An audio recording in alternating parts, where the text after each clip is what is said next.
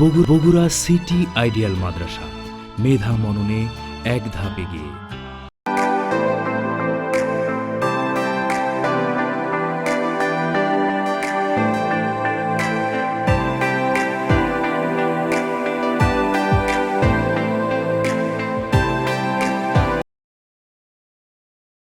বিসমিল্লাহির রহমানির রহিম। আসসালামু আলাইকুম ওয়া রাহমাতুল্লাহ। সুপ্রিয় শিক্ষার্থী বৃন্দ, আশা করছি মহান রব্বুল আলামিনের অশেষ রহমতে তোমরা সবাই ভালো আছো, সুস্থ আছো।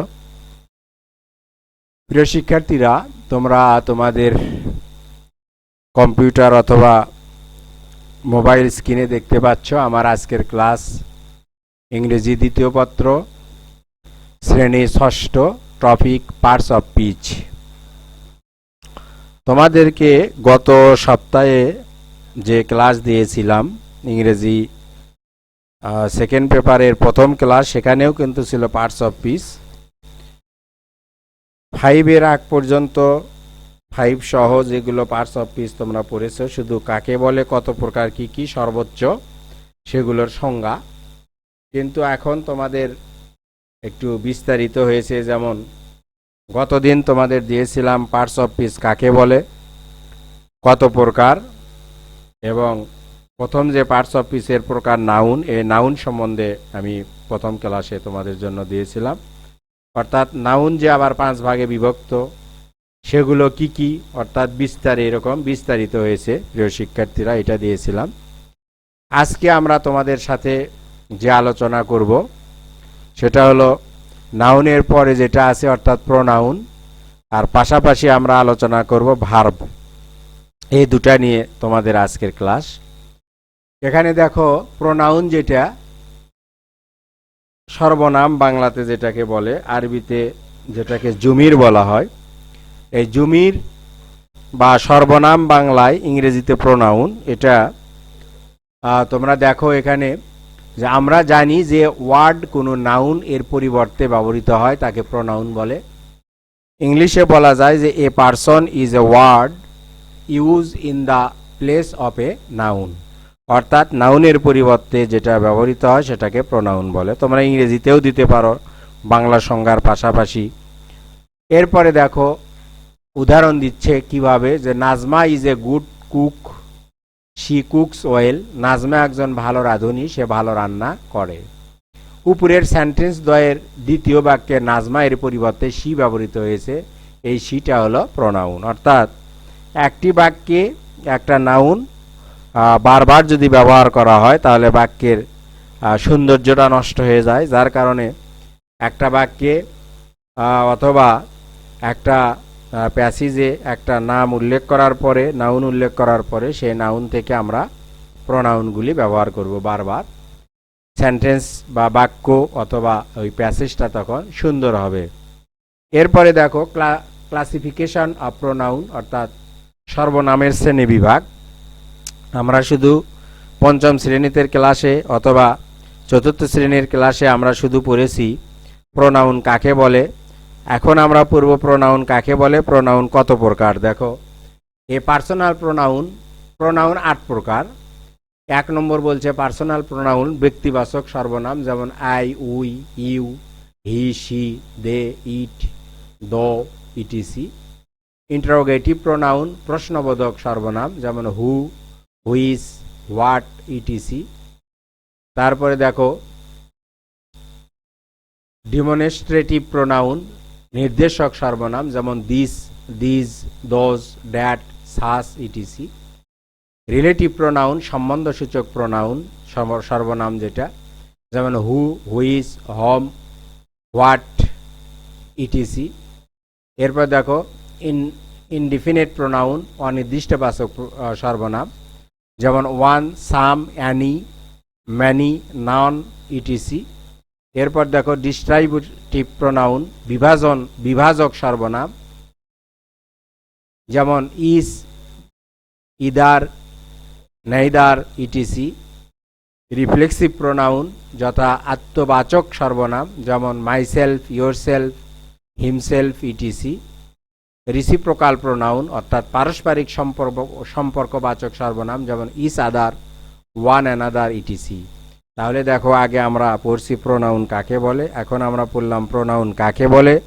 প্রোনাউন 8 প্রকার। এইটা কোনটা কোন প্রোনাউন আমরা আগে কিন্তু জানিই নি হয়তোবা, যে দিস, দিস, দোজ, হু, হুইস, এগুলো প্রোনাউন, এগুলোও কিন্তু প্রোনাউন। এখন দেখো, শুধু আমরা আগে বুঝছিলাম হয়তো নাউনের পরিবর্তে, অর্থাৎ আমি, আমরা, we, I, you, he, she, এগুলোই দে, দি, দে, এগুলো শুধু প্রোনাউন। এখন দেখছি না, অনেক প্রোনাউন আছে। এই যে 8 প্রকার, প্রিয় শিক্ষার্থীরা, এই প্রোনাউনগুলো আবার যেমন পার্সোনাল প্রোনাউন, এটা আবার 3 ভাগে বিভক্ত। এরকম ইন্টারগেটিভ প্রোনাউন, এটাও আবার ভাগ আছে। এরকম করে ভাগ তোমাদের বইয়ে দেওয়া আছে।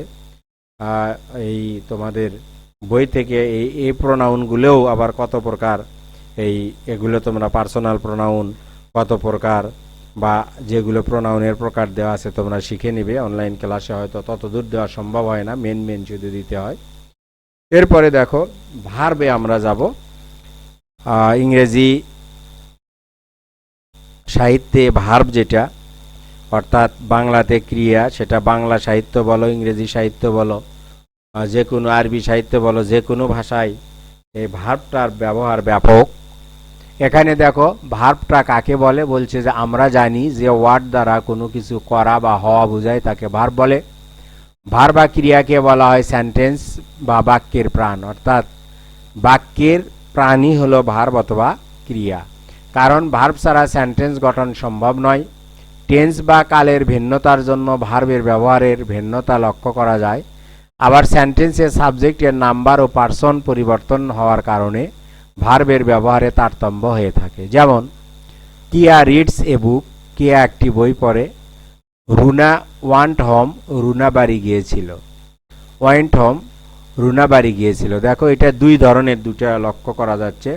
এখানে রিডস কিন্তু ভার্ব, এখানে এস যোগ হয়েছে, অর্থাৎ এটা present indefinite tense. Present indefinite টেন্সের গঠনের নিয়ম, যদি কর্তা থার্ড পারসন সিঙ্গুলার নাম্বার হয় তাহলে মূল ভার্বের সাথে এস অথবা ইএস যোগ করতে হবে। আবার যদি কর্তা থার্ড পারসন সিঙ্গুলার ঠিকই আছে, কিন্তু যদি এটা পাস্ট ইনডিফিনিট টেন্স হয়, যেমন ওয়েন্ট, এটাও কিন্তু ভার্ব, এটা কিন্তু পাস্ট ইনডিফিনিট টেন্স, তাহলে আর এটা যোগ করতে এস অথবা ইএস যোগ করতে হবে না। তাহলে ভার্ব কাকে বলে আমরা দেখলাম। এখন দেখব যে দেখো, ক্লাসিফিকেশন অফ ভার্বস, ভার্বের শ্রেণী বিভাগ, অর্থাৎ ভার্ব কয় ভাগে বিভক্ত। এখানে কয়েকটা ভাগ আছে। প্রথমে দেখো যে ভার্ব প্রধানত 2 প্রকার। প্রথমত ভার্বটাকে 2 ভাগে ভাগ করা হয়েছে, 1 ফাইনেট ভার্ব, 2 নন ফাইনেট ভার্ব। আমরা প্রথমেই দেখব ফাইনেট ভার্ব কাকে বলে, অর্থাৎ সমাপিকা ক্রিয়া আর অসমাপিকা ক্রিয়া। তোমরা বাংলাও পড়ে আসছো যে সমাপিকা ক্রিয়া, অসমাপিকা ক্রিয়া। দেখো, যে ভার্ব দ্বারা বক্তব্য শেষ হয় ও পূর্ণাঙ্গ অর্থ প্রকাশিত হয়, আবার সাবজেক্ট এর পার্সন ও নাম্বার অনুসারে এর রূপও নির্ণীত হয়, তাকে ফাইনেট ভার্ব বলে। ফাইনেট ভার্ব কাকে বলে, আবারও দেখো, যে ভার্ব দ্বারা বক্তব্য শেষ হয় এবং পূর্ণাঙ্গ অর্থ প্রকাশিত হয়, আবার সাবজেক্ট এর পার্সন ও নাম্বার অনুসারে এর রূপও নির্ণীত হয়, তাকে ফাইনেট ভার্ব বলে। অর্থাৎ যে বাক্যটা তোমাদেরকে বলা হবে তোমরা বলবে, সম্পূর্ণরূপে শ্রোতা এটা বুঝতে পারবে, এটা হলো ফাইনেট ভার্ব। যেমন, আমিনা রিডস এ বুক, আমিনা একটি বই পড়ে, এটা কিন্তু বাক্য একেবারে স্পষ্ট। দে প্লে ক্রিকেট, তারা ক্রিকেট খেলে। দি বয় গোস টু মাদ্রাসা, ছেলেটি মাদ্রাসায় যায়, ইত্যাদি। অনুরূপ আমরা দেখব এবার 2 নম্বর ছিল নন ফাইনেট ভার্ব। দেখো, অসমাপিকা ক্রিয়া, যে ভার্ব দ্বারা বাক্যের বক্তব্য শেষ হয় না এবং সাবজেক্টের নাম্বার ও পার্সন অনুসারে যার রূপ নির্ণীত হয় না, তাকে নন ফাইনেট ভার্ব বলে। যে ভার্ব দ্বারা, এখানে একটু ভালো করে বুঝো, যে ভার্ব দ্বারা বাক্যের বক্তব্য শেষ হয় না, অর্থাৎ বাক্য মানে বক্তব্য যখন বা বক্তা যখন কোনো কথা বলে, কথাটা শেষ হয় না, মনে হয় এরপরে কিছু আছে, শ্রোতা এরকম মনে হবে শোনার পরে, এবং সাবজেক্টের নাম্বার ও পার্সন অনুসারে যার রূপ নির্ণীত হয় না, তাকে নন ফাইনেট ভার্ব বলে। যেমন দেখো, Abdul Halim wants to read a book, Abdul Halim একটি বই পড়তে চায়। এটা এই ফাইনেট ভার্ব হলো ওয়ান্টস, আর টু রিড হলো নন ফাইনেট ভার্ব। এটা হলো মানে এরপরেও মানে একটি কথা, একটা থেকে যায়, যে চায়, কি পড়তে চায়। যদি বলা হতো যে টু রিডটা আর এই ওয়ান্টসটা ফাইনাইট ভার্ব, যে Abdul Halim wants a book, Abdul Halim পড়তে চায়, কি পড়তে চায়, একটা প্রশ্ন থেকে যায়। যে একটি নন ফাইনাইট অর্থাৎ টু রিড দেওয়া হলো, বই পড়তে চায়, তখন ভাবটা পরিপূর্ণ হয়ে গেল, বাক্যটা পরিপূর্ণ হয়ে গেল। এরপরে দেখো ফাইনাইট ভার্ব এবং নন ফাইনাইট ভার্ব যে আমরা পড়েছিলাম, এটার ফাইনাইট ভার্ব আবার দুই ভাগে বিভক্ত। একটা হলো প্রিন্সিপাল ভার্ব, মূল ক্রিয়া, একটা হলো অক্সিলারি ভার্ব অর্থাৎ সাহায্যকারী ক্রিয়া। এখানে প্রিন্সিপাল ভার্ব বা মেইন ভার্ব যেটাকে বলে, মূল ক্রিয়া, এটা কাকে বলে দেখো, যে ভার্ব অন্য কোনো ভার্বের সাহায্য ছাড়াই নিজে স্বাধীনভাবে পূর্ণ অর্থ প্রকাশ করতে পারে, তাকে প্রিন্সিপাল ভার্ব বলে। যেমন দি বয় গোস টু মাদ্রাসা, ছেলেটি মাদ্রাসায় যায়। উই ইট রাইস, আমরা ভাত খাই। দে প্লে ক্রিকেট, তারা ক্রিকেট খেলে। এগুলো হলো প্রিন্সিপাল ভার্ব, মূল ভার্ব। কোনটা? এ গোজ, এ ইট, এ প্লে, এগুলো দেখো একটু বোল্ড করে দেওয়া আছে, এগুলো প্রিন্সিপাল ভার্ব। আর অক্সিলারি ভার্ব বলছে সাহায্যকারী ক্রিয়া। কি? যে ভার্ব অন্য কোনো ভার্বকে সঠিকভাবে অর্থ প্রকাশ করতে সাহায্য করে তাকে অক্সিলারি ভার্ব বলে। যেমন রফিক ইজ গোয়িং টু মাদ্রাসা, রফিক মাদ্রাসায় যাচ্ছে। উই আর ইটিং রাইস, আমরা ভাত খাচ্ছি। এই তো এখানে ইজ দেখো বোল্ড করে দেওয়া আছে, আর বোল্ড করে দেওয়া আছে। ইজ আর এগুলো হলো অক্সিলারি ভার্ব বা সাহায্যকারী verb. They have played cricket, তারা ক্রিকেট খেলছে। এখানে গো, ইট এবং প্লে প্রিন্সিপাল ভার্ব। নোট এখানে দিচ্ছে দেখো, যে am, is, are, was, were, have, has, had, shall, will, should, would, many, might, ought to, can, could ইত্যাদি অক্সিলারি ভার্ব এগুলো। অর্থাৎ এটা মূল ভার্ব নয়, অর্থাৎ বাক্য গঠন করতে এই ভার্বগুলো তোমাদেরকে সাহায্য করবে, এগুলোকে বলা হয় অক্সিলারি ভার্ব। এরপরে দেখো am, is, are, was, were, have, has, had, do, shall, should, will, would, many, might এ ভার্বগুলো কখনো প্রিন্সিপাল ভার্ব, আবার কখনো অক্সিলারি ভার্ব, অর্থাৎ উভয় প্রকার ভার্ব হিসাবে ব্যবহৃত হয়। এগুলো কিন্তু কখনো মূল ভার্ব হিসাবেও ব্যবহৃত হয়, কখনো সাহায্যকারী ভার্ব হিসাবেও ব্যবহৃত হয়। এখানে তোমরা দেখতে পাবে কখন মূল ভার্ব হয় এবং কখন সাহায্যকারী ভার্ব হয়। দেখো কিয়া ইজ এ গার্ল, কিয়া একজন মেয়ে, এখানে ইজটা কিন্তু অবশ্যই প্রিন্সিপাল ভার্ব হিসাবে ব্যবহৃত হয়েছে। কিয়া ইজ গোয়িং টু মাদ্রাসা, কিয়া মাদ্রাসায় যাচ্ছে, এখানে কিন্তু ইজটা অক্সিলারি ভার্ব হিসাবে ব্যবহৃত হয়েছে। হি হ্যাজ এ বুক, তার একটি বই আছে, এখানে হ্যাজটা কিন্তু প্রিন্সিপাল ভার্ব হিসেবে ব্যবহৃত হয়েছে। He has read the book, সে বইটি পড়ছে, এখানে হ্যাজটা কিন্তু অবশ্যই অক্সিলারি ভার্ব হিসাবে ব্যবহার হয়েছে। প্রিন্সিপাল ভার্ব যেটা আমরা পড়ছি এটা প্রধানত আবার দুই প্রকার, একটা ইনট্রানজিটিভ ভার্ব অকর্মক ক্রিয়া, একটা হলো ট্রানজিটিভ ভার্ব সকর্মক ক্রিয়া। ইনট্রানজিটিভ ভার্ব কাকে বলে দেখো, অকর্মক ক্রিয়া, যে ভার্ব এর কোনো অবজেক্ট থাকে না তাকে ইনট্রানজিটিভ ভার্ব বলে। যেমন আই গো, আমি যাই। দে স্লিপ, তারা ঘুমায়। হি ইটস, সে খায়। এগুলোর কিন্তু অবজেক্ট নেই, তাহলে অবজেক্ট যে ভার্বের থাকবে না, যে বাক্যের থাকবে না, সেটা হলো ইনট্রানজিটিভ ভার্ব অর্থাৎ অকর্মক্রিয়া। আর ট্রানজিটিভ ভার্ব অর্থাৎ সকর্মক্রিয়া কাকে বলে, যে ভার্বের অবজেক্ট থাকে তাকে ট্রানজিটিভ ভার্ব বা সকর্মক্রিয়া বলে। যেমন Anis writes a poem, Anis একটি কবিতা লিখে। তাহলে আনিস কি লেখে? কবিতা লেখে। একটা কবিতা, এখানে অবজেক্ট আছে, যার কারণে এটা হলো ট্রানজিটিভ ভার্ব অর্থাৎ সকর্মক্রিয়া। প্রিয় শিক্ষার্থীরা, সকর্মক্রিয়া এবং অকর্মক্রিয়া তোমরা যেহেতু মাদ্রাসায় পড়েছো, পড়ো, তোমরা জানো যে আরবিতে এটাকে বলা হয় ফেলে লাজেম এবং ফেলে মোতাআদ্দি। আরবির সংজ্ঞাটা এত সুন্দর করে দিয়েছে লাজেম আর মোতাআদ্দির। দেখো আমি বলি যে লাজেম মানে অকর্মক্রিয়া আর মোতাআদ্দি মানে সকর্মক্রিয়া। আরবি ব্যাকরণবিদগণ লাজেমের সংজ্ঞায় বলেছেন যে লাজেমটা ওই ক্রিয়াকে বলে বা ওই অকর্মক্রিয়াকে বলে যার ক্রিয়াটা কর্তার মধ্যেই সীমাবদ্ধ থাকে, কর্মের মধ্যে ধাবিত হয় না, কর্মের দিকে যায় না। যেমন ওখানে তারা আরবিতে উদাহরণ দিয়েছে, যেমন হাসুনা জায়েদুন, জায়েদ সুন্দর হয়েছে। জাহুকা খালেদুন, খালেদ হেসেছে। দেখো তাহলে হাসার কাজ, সুন্দর হওয়ার কাজ কিন্তু খালেদ এবং হাসান এর মধ্যেই বা খালেদের মধ্যেই জায়েদের মধ্যেই সীমাবদ্ধ আছে, যার কারণে এটাকে বলে ফেলে লাজেম অর্থাৎ ইনট্রানজিটিভ ভার্ব। ট্রানজিটিভ ভার্ব সকর্ম ক্রিয়ায় তারা সংজ্ঞা দিয়েছে আরবি ব্যাকরণবিদগণ, যে ক্রিয়া যে কর্তার ক্রিয়াটা কর্তার মধ্যে সীমাবদ্ধ না থাকিয়া অন্যদিকে ধাবিত হয় অর্থাৎ কর্মর দিকে ধাবিত হয়, সেটা হলো ফেলে মুতাআদ্দি, ইংরেজিতে ট্রানজিটিভ ভার্ব বলে।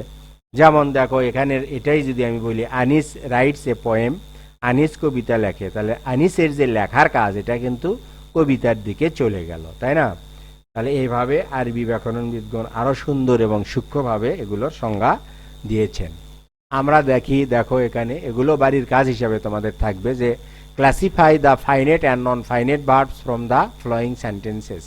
নিচের বাক্যগুলো তো ফাইনেট এবং নন ফাইনেট ভার্ব পৃথক করো। এখানে সেন্টেন্স দেওয়া আছে, Sabiha likes to sing a song, we eat rice, he goes to market to buy a shirt, Runa knows how to make tea, তারপরে দে went to the field to play football, he does not want to beat him, the man reads a book, they will like to take tea, I don't want to see this। এগুলো থেকে তোমরা কোনটা finite verb এবং কোনটা নন finite verb বের করবে। এরপরে তোমাদের জন্য দেওয়া আছে, দেখো complete the following sentences with the finite and the non finite verbs. Finite এবং নন ফাইনেট ভার্ব ব্যবহার করে নিচের বাক্যগুলো সম্পন্ন করবে। One is done for you, একটি তোমাদের জন্য দেখানো হয়েছে, যেমন the boy dash to go home, এখানে the boy wants to go home, বালকটি বাড়িতে যেতে চায়, তাহলে এখানে দেখানো রয়েছে। আর দেখো B, the man likes dash football, he dash to catch fish, তারপরে Ayesha dash to write a letter, Anis agrees to dash the sum, Yusuf wishes dash there, my mother dash a book, mother dash to cook rice, they dash to build a house. এই ফাঁকা স্থানগুলি তোমরা পূরণ করবে। এরপরে 3 নম্বরে দেখো find out the principal and the auxiliary verb from the following sentences. নিচের বাক্যগুলো হতে প্রিন্সিপাল ভার্ব এবং অক্সিলারি ভার্ব খুঁজে বের করো। দেখো Najma is writing a letter, mister Khan is happy, I do the sum, Shahed will go to Dhaka, the sun rises in the east, we are present, the boy has an umbrella, I don't like it, Sohel has written a letter, Munna নাকি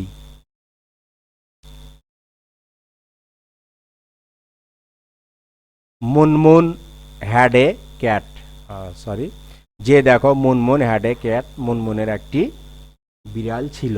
তাহলে এখানে যে বাক্যগুলো দেখছো এখান থেকে কোনটা auxiliary verb এবং কোনটা প্রিন্সিপাল ভার্ব তোমরা বের করে খাতায় লিখবে।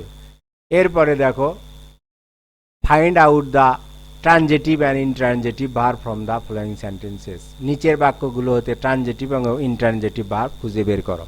The boy plays football, the river flows, the built a house, Anis goes, his mother gave me a pen, Mr. Ali teaches us English, they play, my mother is cooking food, birds fly, here boils water। এগুলা তোমরা কি করবে, এগুলোর থেকে কোনটা transitive এবং কোনটা intransitive verb বের করবে। দেখো যেগুলো আজকে পড়া হলো এগুলো সব কিন্তু তোমাদের বাড়ির পড়া হিসাবে, বাড়ির কাজ হিসাবে দেওয়া হলো। কাজেই তোমরা এই অধ্যায়টি ভালো করে পড়বে এবং বাড়ির কাজ খাতায় লিখবে। যেগুলো তোমাদেরকে দিলাম এটা বের করে তোমরা খাতায় লিখে তোমাদের মা বাবা ভাই বোনদেরকে দেখাবে। প্রিয় শিক্ষার্থীরা, আজ আর নয়, তোমরা সবাই ভালো থাকো, সুস্থ থাকো, এই আশাবাদ ব্যক্ত করে আজকের মতো এখানে অনলাইন ক্লাস শেষ করছি। আল্লাহ হাফেজ, আসসালামু আলাইকুম ওয়া রাহমাতুল্লাহ।